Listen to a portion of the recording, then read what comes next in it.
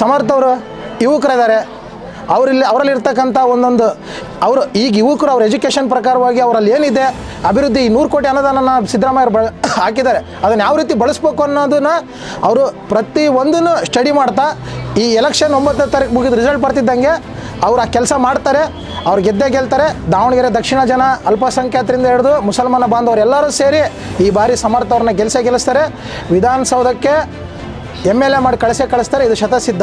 Sir, ಸಮರ್ಥ ಅವರು ಯಾವುದರಲ್ಲಿ ಪ್ರತಿಯೊಂದು ವಿಚಾರದಲ್ಲೂ ಕೂಡ ಪ್ರತಿಯೊಂದು ಯುವಕರಿಗೂ ನೀವು ಆ ಲೀಡ್ರ್ ಕಾಣ್ರಿ ಈ ಲೀಡ್ರ್ ಕಾಣ್ರಿ ಅಂತ ಯಾರಿಗೂ ಭರವಸೆ ಕೊಟ್ಟಿಲ್ಲ. ಅವರು ಸತತವಾಗಿ ಏನು ನಿಮ್ಮ ಕಷ್ಟ ಏನಿದು, ಯಾಕೆ ನಿಮ್ಮ ಬಾಯಲ್ಲಿ ನಿಮ್ಮ ಕಷ್ಟ ಏನಂತ ಕರೆಸಿ ಅವರಿಗೆ ಭಾಳ ಒಳ್ಳೆ ರೀತಿಯಲ್ಲಿ ರೆಸ್ಪಾನ್ಸ್ ಮಾಡ್ತಾರೆ. ಅದಕ್ಕೆ ಯುವಕರು ಅವ್ರ ಮೇಲೆ ಒಂದು ಭಾಳ ಅಭಿಮಾನ ಇಟ್ಟಾರೆ.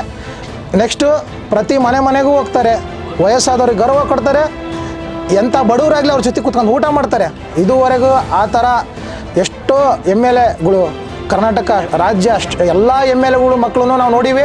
ಆದರೆ ಈ ರೀತಿಯಾಗಿ ನಮ್ಮ ಸಾಮಾನ್ಯರಲ್ಲಿ ಸಾಮಾನ್ಯ ಆಗಿರ್ತಕ್ಕಂಥವ್ರು ಸಮರ್ಥ ಶಾಮ್ನವರೊಬ್ಬರೇ, ಅವರೊಬ್ಬರೇ ಇದುವರೆಗೂ ಸಮೇತ ಎಲ್ಲ ಯುವಕರಿಗೂ ಒಂದು ರೆಸ್ಪಾನ್ಸ್ ಮಾಡ್ತಾ ಇರೋದು, ಎಲ್ಲದಕ್ಕೂ ಸಪೋರ್ಟ್ ಮಾಡ್ತಾ